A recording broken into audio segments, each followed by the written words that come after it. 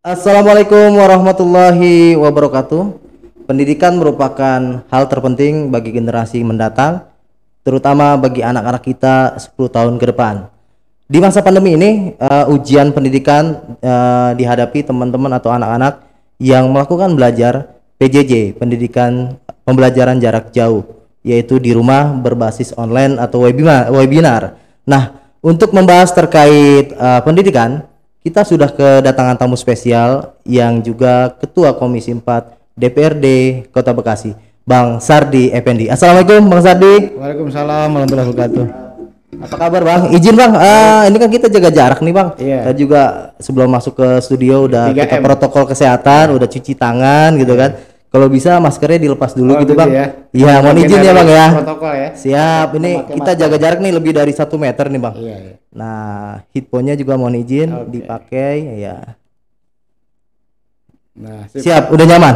Nyaman. Nyaman. Kita relax aja Bang ya. Iya. Bang, seperti tadi di prolog saya Bang terkait pendidikan. Walaupun kita tahu nih Komisi 4 tidak hanya bicara pendidikan, Iya. kesehatan maupun kesejahteraan. Nah, cuman kita ingin fokus terkait pendidikan terutama di masa pandemi. Iya. Namun sebelum kita bahas nih Bang, sebelumnya kita mau ngucapin selamat nih buat Bang Sardi yang baru saja ya Bang ya, Iya.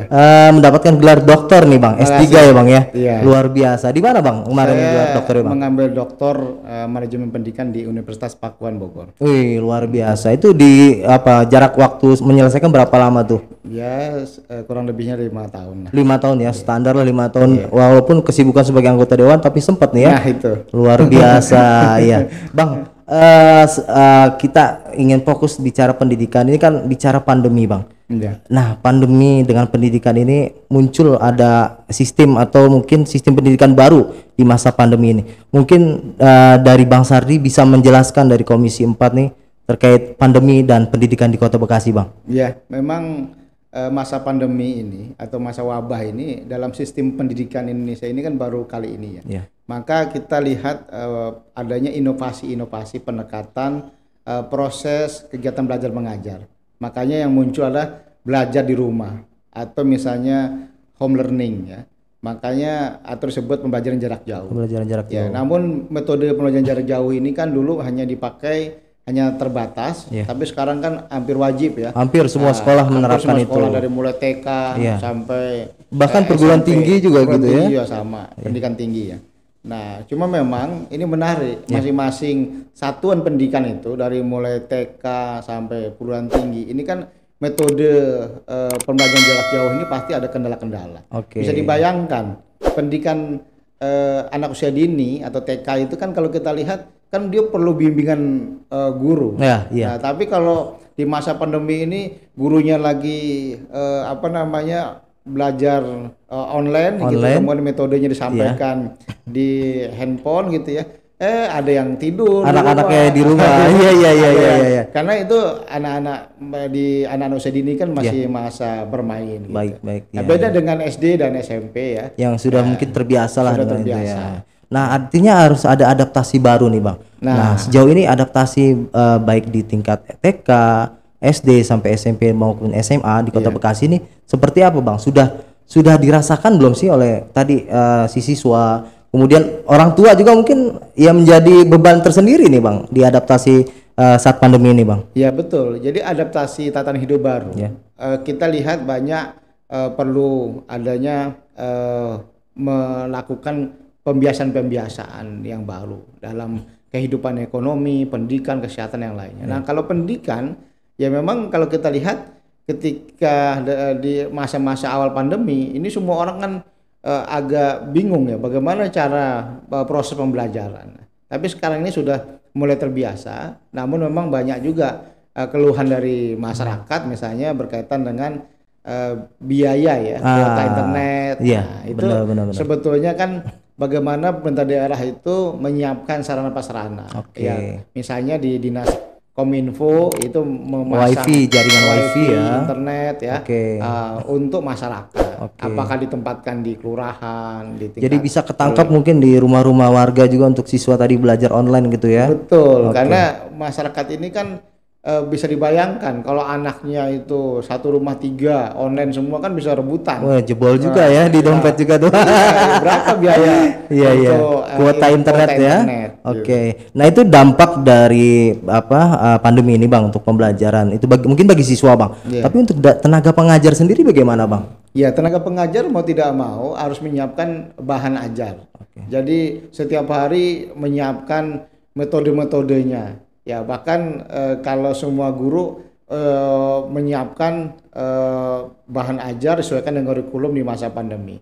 Ini memang tidak mudah dan tidak gampang ya. Bahkan kita berterima kasih kepada guru-guru yang berkomitmen yang masih mendidik anak bangsa kita ini ya di masa pandemi. Tapi memang ya kita pikirkan juga kuota internet untuk guru. Karena kan guru bagaimanapun kan akan menambah biaya.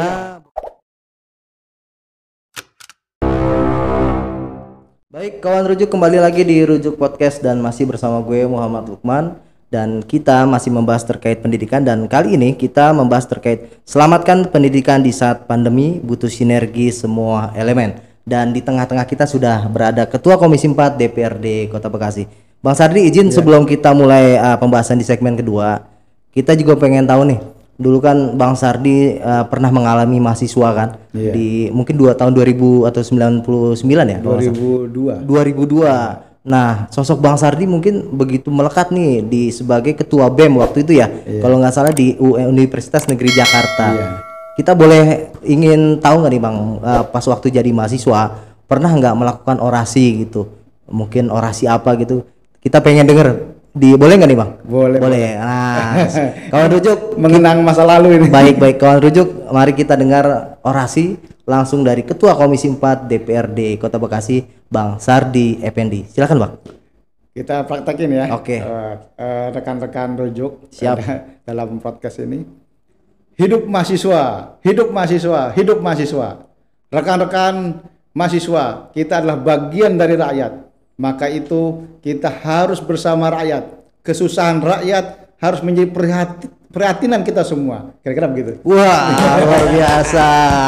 Jadi kalau misalnya mahasiswa sekarang demo, Abang bisa langsung nerima, wah teringat masa lalu gitu Bang. Teringat masa lalu. Dan kalau sekarang mahasiswa demo itu kalau di Bekasi ya, itu mahasiswa saya yang banyak. Oh gitu. Ya, karena Abang juga masih ngajar ya? Saya dosen ya. Di mana Bang kalau boleh tahu Bang? Saya di Tribuana. Tribuana. Saya juga pernah di Mitra Karya. Oh, luar biasa. Dan saya sekarang ini masih menjadi wakil ketua APTISI 4A. Asosiasi Pimpinan Perguruan Tinggi Swasta. Perguruan Tinggi Swasta Kota Bekasi ya. Kota Bekasi. Banyak sekali agendanya nih, luar biasa Bang Sardi ya. Betul. Jadi saya lihat sekarang ini memang kritisme, idealisme mahasiswa ini kan perlu ditumbuhkan. Karena bagian dari karakter sumber daya manusia kita itu menyambut revolusi 4.0 atau 4.0 ya. Jadi dia harus kritis, dia harus inovatif, harus percaya diri gitu. Jadi nggak usah khawatir, nggak usah baper ketika mahasiswa datang ke DPRD untuk melakukan aksi gitu Bang ya? Iya, nggak usah. Justru saya kadang-kadang menunggu, tapi waktunya yang tepat. Kadang-kadang kita tunggu jam 10, jam 1 siang belum datang. Nah ini kan, jadi kita juga ingin bagaimana sumber daya manusia di Kota Bekasi ini, khususnya mahasiswa ini kan kritis ya tadi kritis tadi. Dia juga punya idealisme, punya percaya diri, sehingga punya daya saing nanti. Luar biasa. Kompetitif. Ketika nanti lulus ya sudah tadi ya teruji di lapangan gitu ya. Oke, baik. Bang, kita lanjutkan Bang diskusi kita terkait selamatkan pendidikan di saat pandemi, butuh sinergi semua elemen. Tadi kita di segmen pertama sudah membahas terkait pendidikan dan pandemi, kemudian adaptasinya seperti apa. Nah, kita juga di segmen kedua ini pengen tahu Bang, bagaimana mungkin peran pemerintah Kota Bekasi, terutama ya Bang ya, DPRD Kota Bekasi untuk melakukan mungkin meningkatkan mutu pendidikan di saat pandemi COVID-19 ini Bang.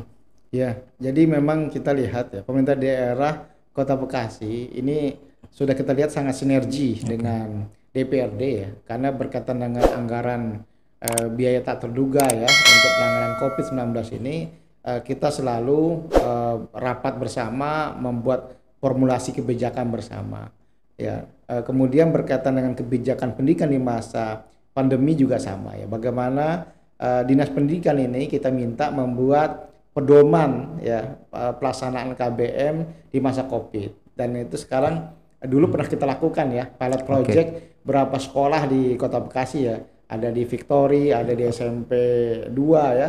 Namun karena ada kajian pandemi kita belum bisa melaksanakan KBM di sekolah. KBM di sekolah, baik. Ya, nanti kita tunggu seperti apa. Namun yang menarik para pemirsa rujuk, ya Kota Bekasi hari ini di pemerintah daerah yang mengajukan Perda ATHB.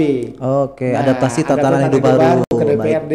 Baik. Nah, jadi ATHB ini sangat penting buat kita supaya menjadi dasar untuk penanganan COVID-19. Jadi semua sektor nanti diatur di sini, termasuk sektor pendidikan gitu. Betul, sektor pendidikan, kesehatan, ketenagakerjaan, ekonomi gitu ya. Nah, itu semua diatur supaya masyarakat ini punya bisa produktif. Karena judul perdanya itu adaptasi tatanan hidup baru untuk masyarakat produktif. Produktif ya. Jadi mungkin awal-awal pandemi mungkin ya karena tadi dibatasi ruang geraknya gitu kan. Tapi dengan adaptasi tatanan hidup baru mungkin mereka tetap melakukan aktivitas cuman dengan protokol kesehatan begitu ya Bang ya. Makanya istilahnya kita tidak pakai PSBB, pembatasan skala besar, tapi pembatasan sosial berskala mikro PSBM. PSBM. Makanya silakan masyarakat beraktivitas seperti biasa lah ya. Biasa, tapi dalam kondisi new normal. Siap. Karena ada ATHB ini yang harus kita biasakan selain 3M tadi kan, memakai masker, kayak saya tadi pakai masker nih. Mencuci tangan, jaga jarak. Siap. Gitu. Bang, kembali lagi terkait mutu pendidikan, Bang. Ini karena tidak bisa dipungkiri bahwa pandemi ini tadi ya, pembelajaran jarak jauh. Mungkin siswa yang biasa belajar di ruangan dan langsung menerima materi dari guru. Ini kan mungkin karena ada proses pembelajaran jarak jauh, daya serap siswa ini berkurang gitu Bang. Nah, mutu pendidikan ini nanti ke depan gimana gitu untuk siswa-siswa kelanjutannya seperti apa gitu? Kalau mutu pendidikan itu pasti dilihat 8 standar pendidikan, dari mulai sarana prasarana dan mulai tenaga pengajar, tenaga kependidikan, kurikulum dan seterusnya.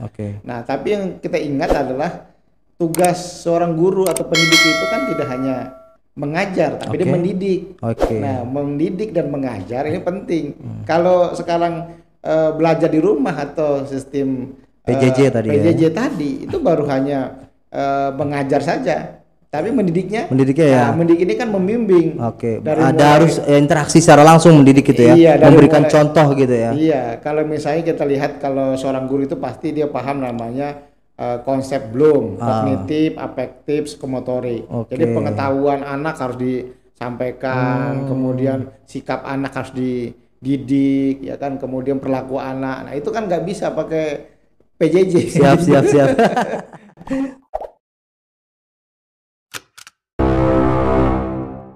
Balik lagi di Rujuk Podcast dan kita masih berbincang terkait pendidikan dan nanti sedikit kita juga ulas terkait kesehatan. Karena bintang tamu kita adalah Ketua Komisi 4 DPRD Kota Bekasi, Bang Sardi Effendi. Bang, tadi di segmen kedua kita sudah ulas terkait masa pandemi dan mutu pendidikan. Artinya 8 standar pendidikan harus tetap terjaga ya Bang ya. Bagaimana tetap meningkatkan mutu pendidikan di saat pandemi ini Bang. Tapi kita juga pengen tahu nih Bang, karena bicara pendidikan butuh semua stakeholder ya, support dan dukungan semua elemen. Nah, sejauh ini mungkin dari Komisi 4 Bang melihat bahwa semua elemen atau stakeholder di Kota Bekasi apakah sudah melakukan support untuk pendidikan di Kota Bekasi gitu Bang? Ya, saat ini kita lihat ya bahwa stakeholder pendidikan itu kan ada PGRI, ada BMPS, ada Dewan Pendidikan. Dewan Pendidikan, ya. Benar. Nah, kita lihat ini memang secara kebijakan pendidikan itu adanya sinergi ya, termasuk secara lebih besar lagi kebijakan berkaitan dengan pembangunan unit sekolah baru, ya, kemudian juga berkaitan dengan perbaikan sarana prasarana pendidikan, ya, Mabeler ya. Ini menjadi penting ya karena kebutuhan sarana prasarana ini bagian dari peningkatan mutu pendidikan.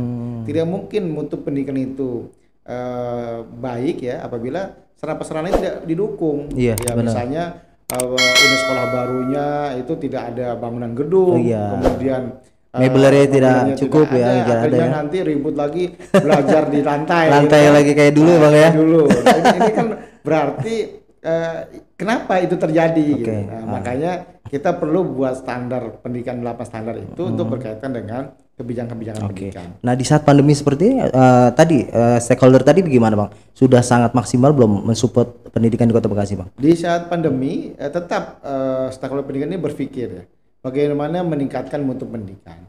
Ya, kita lihat bagaimana misalnya meningkatkan kualitas tenaga pendidik ya dalam sisi guru.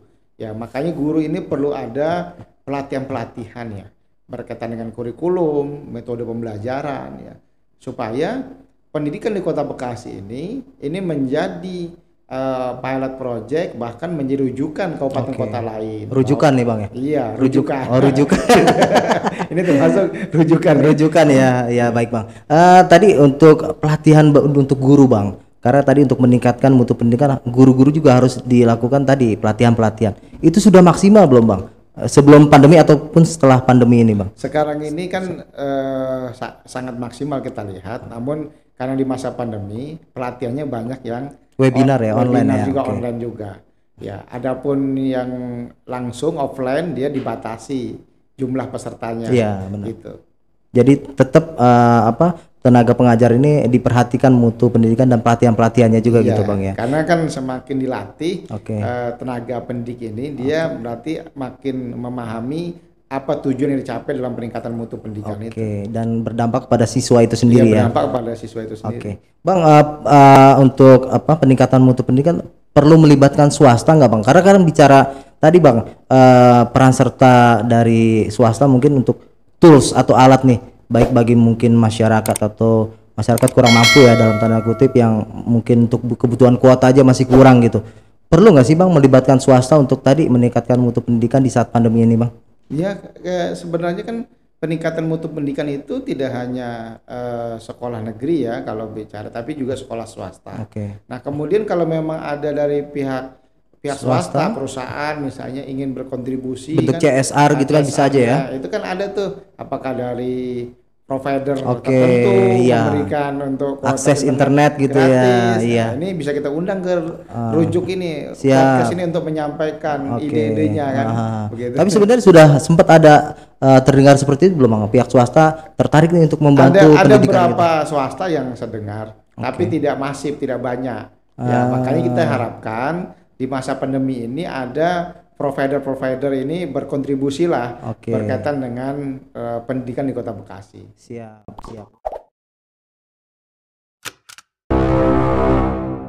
Baik, kawan rujuk, kita memasuki segmen keempat, masih berbincang terkait pendidikan dan masih berbincang dengan Ketua Komisi 4 DPRD Kota Bekasi, Bang Sardi Effendi. Bang, nama Bang Sardi ini Ketua Komisi 4, Bang Sardi Effendi. Ada ikatan nggak sih atau mungkin hubungan dengan Wali Kota Bekasi Rahmat Effendi gitu Bang? Waduh, ini pertanyaannya mungkin ada hubungannya. Ini intermezzo aja nih Bang. Karena banyak keluarga Effendi di Bekasi. Oh gitu. Ya, jadi ada paguyuban Effendi. Iya, dulu ada Pak Chandra Effendi. Nah, mantan sekda ya. Ada Rahmat Effendi Wali Kota. Ada Pak Wali Sekarang Kota. Sardi Effendi Ketua Komisi 4. Barangkali bisa jadi Wali Kota juga. Sekarang jadi wali murid dulu lah. Wali murid dulu sebelum jadi wali kota. Baik Bang, kita lanjutkan Bang. Ini bicara pendidikan Bang. Karena bicara untuk kewenangan agar sekolah ini bisa kembali beraktivitas itu kan kewenangan pusat Bang. Iya. Kayak waktu kemarin sebetulnya ada 4 contoh sekolah yang sudah siap untuk pembelajaran atau KBM di sekolah atau tatap muka.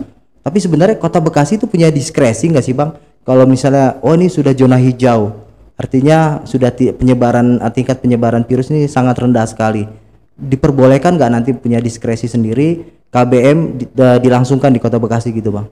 Iya, sebenarnya kan kita ada pun status warna ya, dari mulai merah, zona merah, orange, kemudian hijau sampai biru ya. Biru. Ini artinya ini dilihat tadi kajian epidemiologi. Berapa banyak angka pasien COVID di Kota Bekasi ini, penyebaran virusnya seperti apa. Tapi yang perlu kita ingat adalah Kota Bekasi ini sangat siap berkaitan dengan sarana prasarana kesehatan, kemudian berkaitan dengan kebijakan kesehatan dan anggaran kesehatan. Gitu. Sudah sangat siap sekali sangat sebenarnya. siap sekali. Kita punya GOR Kota Bekasi hampir 100 bed lebih. Kemudian ditambah hotel kemarin itu siapkan juga ya. Hotel untuk tenaga medis ya. Kemudian juga berkaitan dengan RSUD kita punya 2 gedung ya. 2 gedung ya. 2 gedung baik itu gedung F dan gedung A ya kita pakai untuk penanganan COVID-19. Oke. Artinya kan begini Bang, saya sering mendapatkan keluhan dari orang tua. Kalau tempat usaha dibuka, kemudian aktivitas-aktivitas lainnya diperbolehkan. Tapi kenapa nih sekolah artinya belum dibuka juga sampai dengan saat ini gitu Bang? Apakah ini mungkin keluhan dari orang tua ini bisa nih difasilitasi mungkin dari pemerintah Kota Bekasi gitu Bang? Ya, makanya dengan adanya Perda ATHB untuk masyarakat produktif, ke depan saya kira dengan kajian epidemiologi yang saat ini banyak solusinya sebetulnya dan sudah boleh. Dulu kan dibatasi rombongan belajar, sudah dimulai ya. Kemudian home visit ya bagi pendidikan anak usia dini ya. Tinggal peranan Dinas Pendidikan ini melalui pengawas ya untuk memonitor pelaksanaan protokol kesehatannya. Pakai masker, pakai face shield yang lainnya supaya anak didik kita juga terbiasa dengan ATHB ini. Karena ATHB ini kan perlu diberikan juga contoh oleh para guru kepada peserta didik supaya dalam HTHB ini masyarakat maupun peserta didik itu dia sudah terbiasa ya. Jadi mungkin mencuci tangan, pakai masker, kemudian jaga jarak itu jadi hal yang biasa sehari-hari dilakukan gitu Bang. Kebiasaan dalam new normal ini. New normal ini. Bang, kembali lagi bicara kapan nih pendidikan di Kota Bekasi kembali normal, kegiatan KBM ini berlangsung. Karena tadi mungkin ATHB ya, itu kan masih dibahas nih, masih bentuknya raperda. Kira-kira kapan sudah menjadi perda dan perkiraan nih bulan apa nih siswa-siswa di Kota Bekasi kembali KBM, kegiatan belajar mengajar? Kalau kita lihat kesiapannya bisa jadi Desember ya. Desember ini karena ya. Karena proses pembelajaran atau KBM ini dengan daring dan juga kombinasi. Jadi nanti ada yang tatap muka, ada yang memang nanti dikomunikasikan dengan daring. Gitu. Jadi nanti akan menjadi sebuah model, role model baru ini. Pembelajaran. Nah,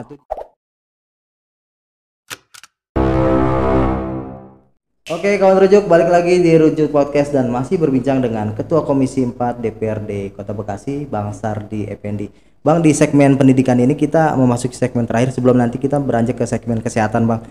Di segmen pendidikan yang terakhir kita ingin bahas terkait vaksin nih, Bang. Walaupun ini ada sedikit nyinggung kesehatannya, Bang, tapi dampak vaksin untuk nanti pendidikan atau tenaga pengajar maupun siswa ini secara psikologis artinya kan akan semakin meningkat, menguat gitu kan. Psikologisnya gitu kan. Karena vaksin ini menjadi sebuah angin segar gitu ke depannya gitu.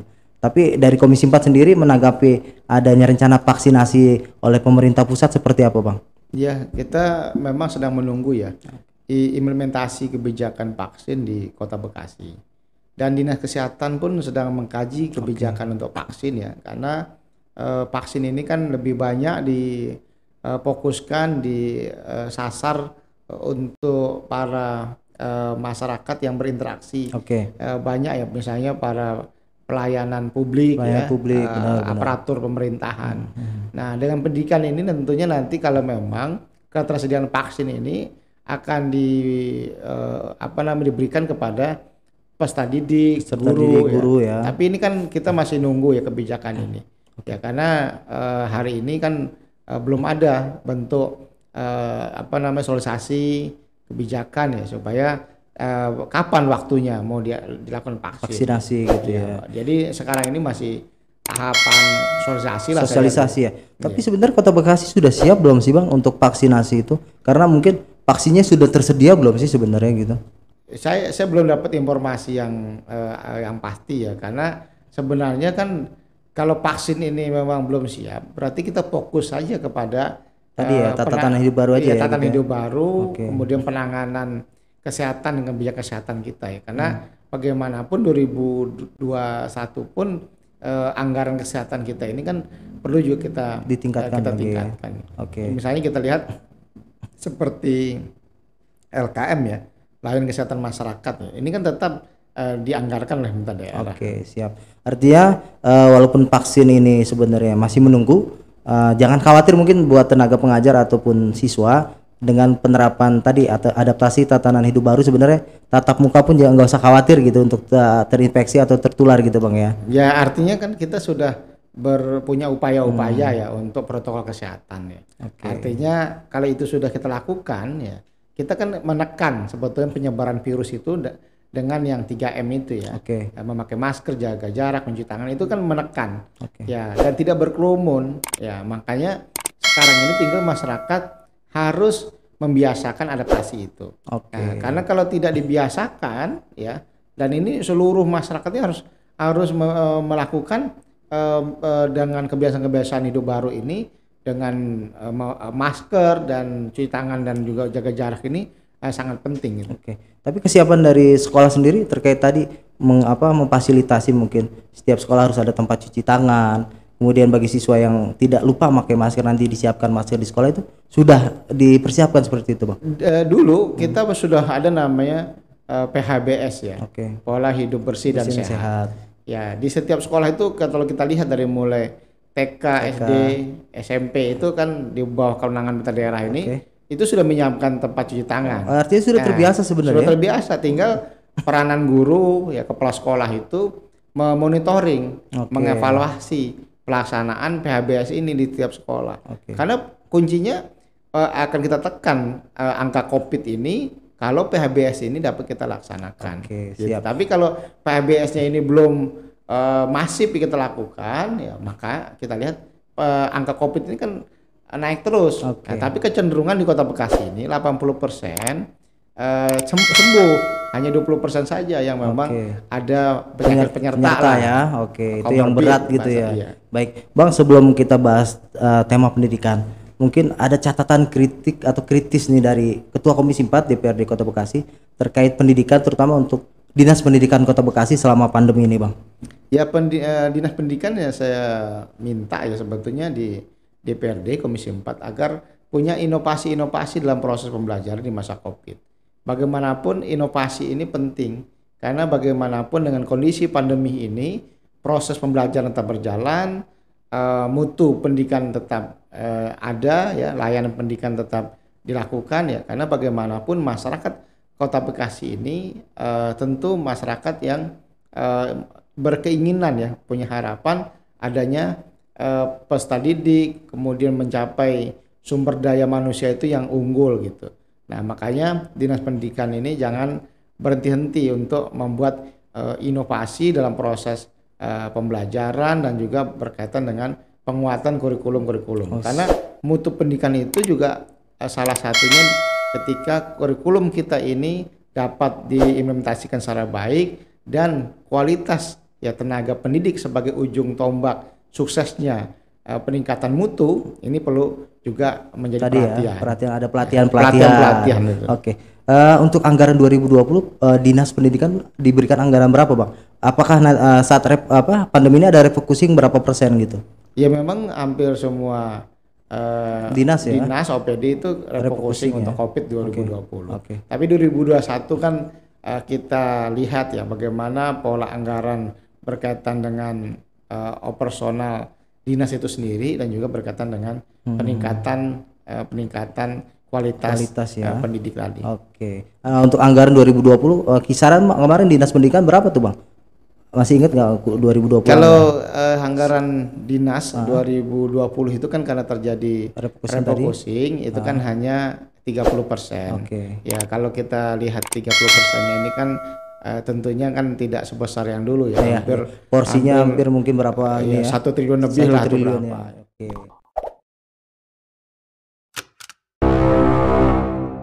Kawan rujuk, bicara pelayanan dasar masyarakat tidak hanya pendidikan namun juga kesehatan. Nah, beruntung studio Rujuk Podcast kehadiran Ketua Komisi 4 DPRD Kota Bekasi, Bang Sardi Effendi. Bang, tadi di segmen sebelumnya kita sudah bahas pendidikan panjang lebar. Kita juga pengen tahu nih Bang terkait kesehatan. Baik itu dari sisi pelayanan, kemudian saat ini kan pandemi Covid nih Bang. Kita pengen tahu nih masyarakat mungkin yang belum tahu terkait pelayanan atau penanganan Covid di Kota Bekasi dari pemerintah Kota Bekasi seperti apa nih Bang?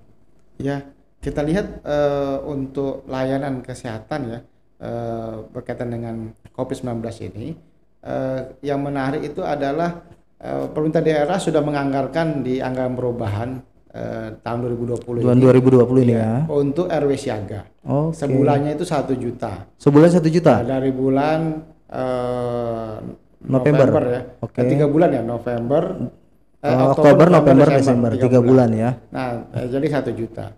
Ini untuk apa? Agar RW siaga ini dapat mensosialisasikan 3M, kemudian juga menyampaikan ke masyarakat berkaitan dengan pencegahan COVID-19.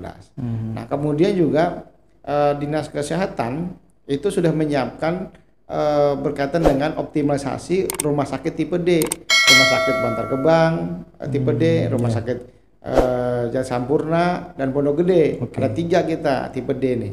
Nah, sehingga nanti di rumah sakit tipe D ini bisa dirawat juga masyarakat pasien yang COVID gitu ya, COVID-19. Dan kita juga sediakan alat PCR. Jadi untuk yang hasil swab supaya tidak numpuk antri di Labkesda Kota Bekasi ya, di Dinas Kesehatan, itu sekarang ada 3. Di mana aja tuh Bang? Ada 3 alat di Labkesda di Dinas Kesehatan. Nah, kalau yang tadi di masing-masing rumah sakit tipe D sudah ada juga alat. Ada ya? Buat PCR itu tadi. Jadi kemudian di RSUD juga ada 3 juga. Nah, artinya Kota Bekasi ini dengan adanya alat untuk memeriksa sampel COVID ini memudahkan. Jadi cepat ya, langsung hasilnya juga diketahui betul, gitu ya. hasilnya lebih cepat. Jadi tidak antri lagi, dan masyarakat pun sebetulnya kan kalau nunggu-nunggu hasil kan cemas. Wah, ini saya positif apa negatif. Tapi sekarang ini nggak perlu cemas karena memang kan dulu pernah kan berapa jam pun sudah keluar hasilnya, nggak perlu berminggu-minggu. Gitu. Nah, untuk anggaran sendiri mungkin di 2021 tetap dianggarkan Bang untuk dianggarkan COVID. Untuk kesehatan itu sekitar hampir 224 miliar lebih lah. 224 miliar. Iya. Itu fokusnya untuk COVID aja 224. Iya, untuk COVID. Sangat besar itu Bang. Iya, karena berkaitan dengan alat kesehatan, kemudian juga berkaitan dengan ventilator ya. Kemudian linen rumah sakit ya misalnya. Itu nanti tersebar di tipe D juga gitu. Iya, nanti kan didistribusikan juga kan anggaran ini kepada rumah sakit. Karena kan kuratifnya itu kan ada di pencegahannya ya. Kalau penanganannya. Kalau preventif dan promotifnya ada kan di Dinas Kesehatan. Bagaimana mensosialisasikan tadi 3M itu kan. Itu promotif. Nah, menarik tadi bicara COVID Bang. Tapi kita juga pengen tahu nih Bang. Kalau dulu masyarakat Kota Bekasi itu kan untuk mendapatkan layanan kesehatan atau pelayanan kesehatan itu sangat mudah dengan adanya kartu sehat. Nah, kalau dulu saya aja punya kartu sehat nih Bang, karena saking mudahnya nih masuk rumah sakit. Saya juga punya ya, Bang Dewa juga punya. Oh, luar biasa. Sebenarnya sangat mudah sebenarnya dengan kartu sehat Bang ya. Ya, jadi kita harus ingat bahwa kenapa ada kartu sehat? Dulu namanya Kartu Bekasi Sehat. KBS. KBS. Itu yang mencetuskan? Iya, KBS dulu kan dicetuskan oleh Pak Rahmat Effendi dan Pak Wakil waktu itu Pak Ahmad Saihu. Nah, itu berangkat dari kajian kebijakan kesehatan di mana waktu itu masyarakat mengakses rumah sakit itu kan susah. Iya, benar. Nah, adapun memakai kartu asuransi jaminan kan tidak semuanya punya tidak gitu semuanya kan. punya.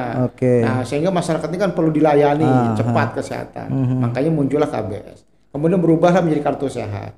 Nah, makanya dengan kartu itu masyarakat kan mudah mengakses layanan kesehatan. Nah, jadi tidak menunggu waktu lama, langsung dilayani tuh Bang. Langsung dilayani di mana saja, di rumah sakit swasta maupun di RSUD. Siap. Nah, tapi kan ada perubahan sedikit Bang. Nah, kita tahu nih waktu awal-awal mungkin Abang pas dilantik tahun lalu kalau nggak salah ya. 2019 itu kan sempat rame-rame nih kartu sehat. Nah, sekarang bentuk kartu sehat bentuknya apa gitu kalau nggak ada kartu sehat lagi gitu. Betul. Jadi 2019 itu muncullah Permendagri nomor 33 tahun 2019 tentang bagaimana pemerintah daerah itu harus mengintegrasikan layanan kesehatan itu dengan BPJS. Nah, integrasinya seperti apa? Ini perlu ada data yang akurat yang dilakukan oleh Dinas Sosial, Dukcapil dan Dinas Kesehatan.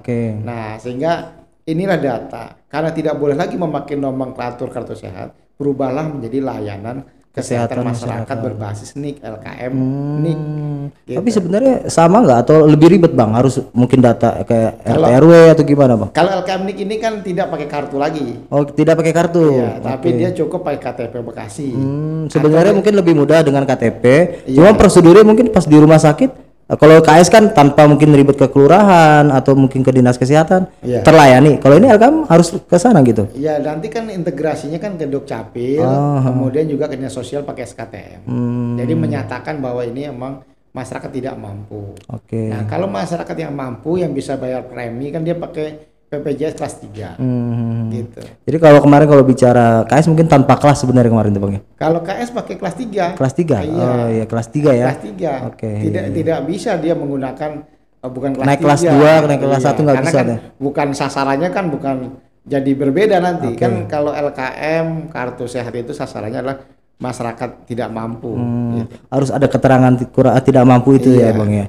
Nah, untuk 2021 tetap dianggarkan di LKM ini Bang untuk mendapatkan masyarakat pelayanan kesehatan.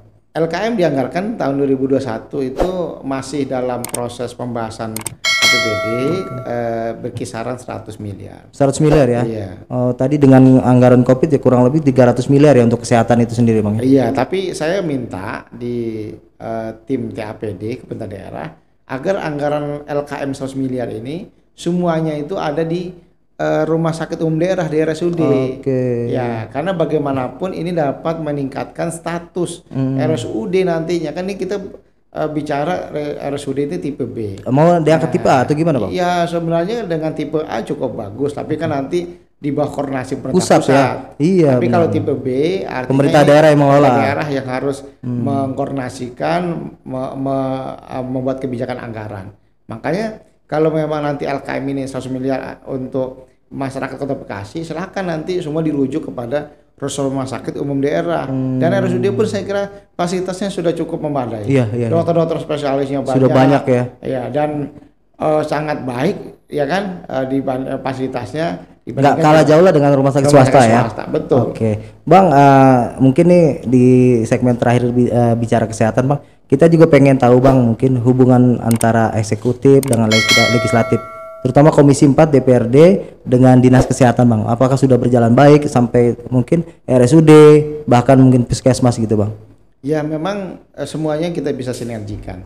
Ya, memang banyak PR dari Komisi 4 ya berkaitan dengan monitoring kegiatan di rumah sakit tipe D ya berkaitan dengan sarana prasarana, karena kekurangan rumah sakit tipe D itu berkaitan dengan sumber daya manusianya, berkaitan dengan sarana prasarana kesehatannya. Jadi di kesehatannya. Sumber daya manusianya mungkin dokter spesialisnya belum ada. Dokter spesialisnya sudah ada, tapi perlu dilengkapi, ditambah lagi gitu ya. Begitu juga dengan alat kesehatan yang ada. Nah, itu harus didukung, karena kalau alat kesehatan ada tapi sumber dayanya tidak ada, sama atau sumber dayanya ada alat kesehatan tidak ada, kan tidak bisa membuat rumah sakit itu berkinerja baik. Harus lengkap dua-duanya itu ya. Harus lengkap dua-duanya.